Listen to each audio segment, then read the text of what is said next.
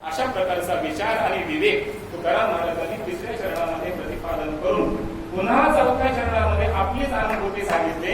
तुकाराम महाराज म्हणतात ते सगळं आमच्या ध्यानात आलेलं असल्यामुळे तुका म्हणे आता उपाधीच्या नावे आणीला देवे नीट मज.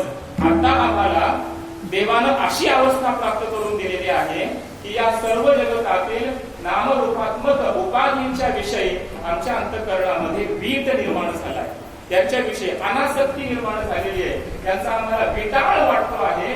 वीट निर्माण झालाय. जगतातील कोणताही पदार्थ मिळवावा असा आम्हाला वाटतच नाही. का? कारण परमात्म्याने आम्हाला हे दान दिलं. हे वैराग्य, ही अनासक्ती परमात्म्याने आम्हाला आमच्या अंतःकरणामध्ये प्रकट करून दिली आणि अशी आमची अवस्था आहे. धरुनी राहिलो अविनाश कंठी जीवन हे मोठे साठविले.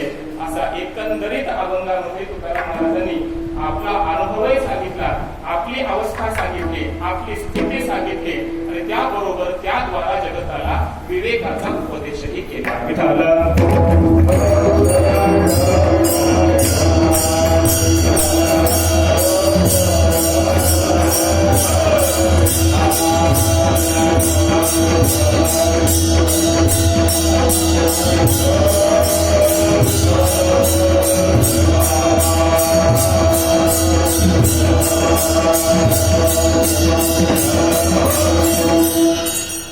दुसऱ्या दोन वाक्यामध्ये जर अभंगाचं चिंतनच करायचं दोन वाक्यामध्ये तर असं करता येईल. तुकाराम महाराजांनी शास्त्रीय ज्ञान, शास्त्रीय विचार, शास्त्रीय विवेक या अभंगातून जगाला सांगून त्याचा अनुभवही सांगितला आहे.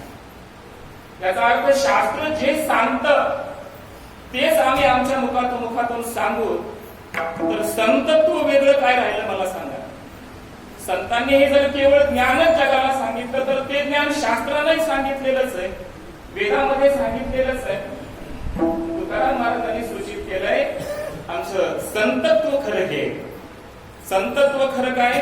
हे काय हे की शास्त्रामध्ये जे ज्ञान सांगितलंय, शास्त्रामध्ये जे विचार सांगितले ते फक्त सांगायचे नसतात, ते अनुभूतीत आणायचे असतात. त्यांचा अनुभव घ्यायचा असतो, त्याचं आचरण स्वतः करायचं असतं आणि मग जगाला सांगायचं असतं. असं संतत्व संतांचं खऱ्या अर्थाने तुकाराम महाराजांनी या अभंगामध्ये व्यक्त केलंय.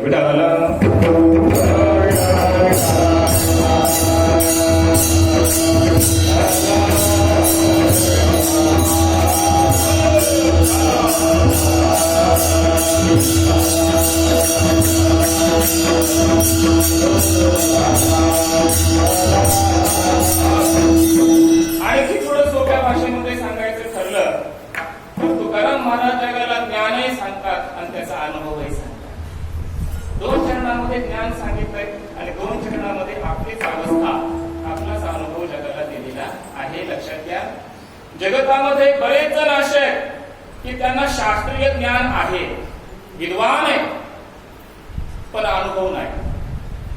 त्याचा अनुभव, त्याचं आचरण आपल्या जीवनात त्यांच्या दिसत नाही. काही जण असे की त्यांना अनुभव आहे, आत्मानुभूती संपन्न अशा प्रकारचे काही महात्मे आहेत, पण ते शास्त्रीय ज्ञान संपन्न नाही. त्यांच्यामध्ये श्रोत्रियता नाही. शास्त्राला सांगितलेले विचार ते जगाला सांगतही नाही.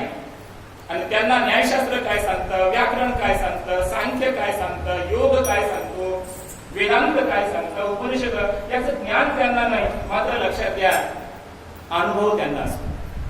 परमात्म्याच्या कृपेनं, संतांच्या कृपेनं, नामस्मरण इत्यादी काही साधना करून त्यांना अनुभव आलेला आहे, पण शास्त्राचं ज्ञान त्यांच्याकडे नाही. असे बरेच संत आहेत.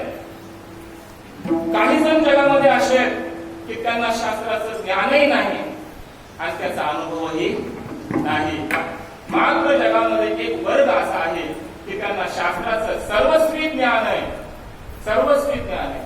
जगात जेवढे शास्त्र आहेत, वेद, शास्त्र, उपनिषद, पुराण, संत वाङ्मय, व्याकरणापासून तर उपनिषदापर्यंत सगळं ज्ञान त्यांना आहे आणि त्या ज्ञानाचा अनुभव सुद्धा त्यांना आहे.